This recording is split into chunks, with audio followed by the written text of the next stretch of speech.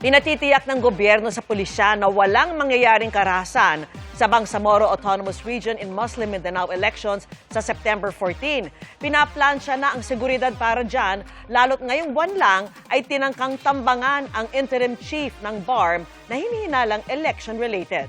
Nakatutok si Jonathan Andal.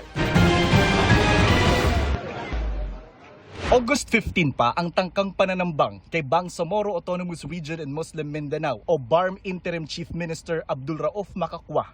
Bagaman may hinala ng mga otoridad, wala pang pinapangalanan sa kung sino ang nasa likod ng krimen na hinihinala ng election-related. Wala naman akong kalaban.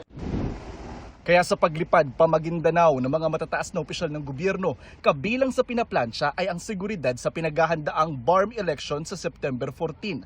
Bilin sa bawat police officer, tiyaking walang mangyayaring karahasan. If any violence happens in these coming elections, you will be accountable to me and the Chief PNP. Peace must prevail. That goes with the armed forces of the Philippines. Andito po ako ngayon sa loob ng kampo ng pulisya sa Parang, Maguindanao del Norte. Dito po nangyayari ngayon yung command conference ng mga matataas na opisyal ng gobyerno. Ang higpit po ng seguridad dito sa loob ng kampo, pati po sa labas. At ang sabi po ni PNP Chief Melencio Nartate, sa abot sa 10,000 pulis yung kanilang ikakalat sa BARM parliamentary elections.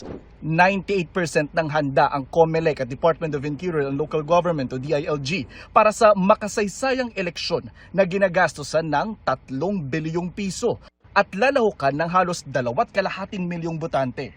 Kaya namin i-guarantee ang inyong pagboto at kaya natin na matapos ang eleksyon na ito ng maayos, malinis at katanggap-tanggap. Kahit yung pag-ikot ng mga kandidato ay secured, maayos. Target ng COMELEC na malaman agad ang mga mananalo sa gabi ng eleksyon September 14 at maiproklama sila agad kinabukasan. Sa website ni COMELEC, naka-real time ang lahat ng results sa lahat ng presinto sa buong Bangsamoro. All camps have sworn to abide by the laws of the Philippines, the laws of the land, and they will respect the election.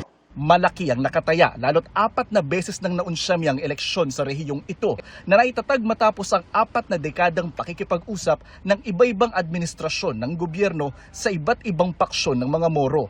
Ang mga mahalal na kinatawa ng pipili ng kanilang magiging BARM Chief Minister at mga magiging opisyal ng BARM. Higit pa sa impeachment, mas mahalaga ang nangyayari ngayon. Dahil sa unang pagkakataon, for the very first chance in the history of the world, there will be a Muslim nation and a Christian republic. This is the grand experiment. Mula Maguindanao del Norte, Jonathan Andal, nakatutok 24 oras.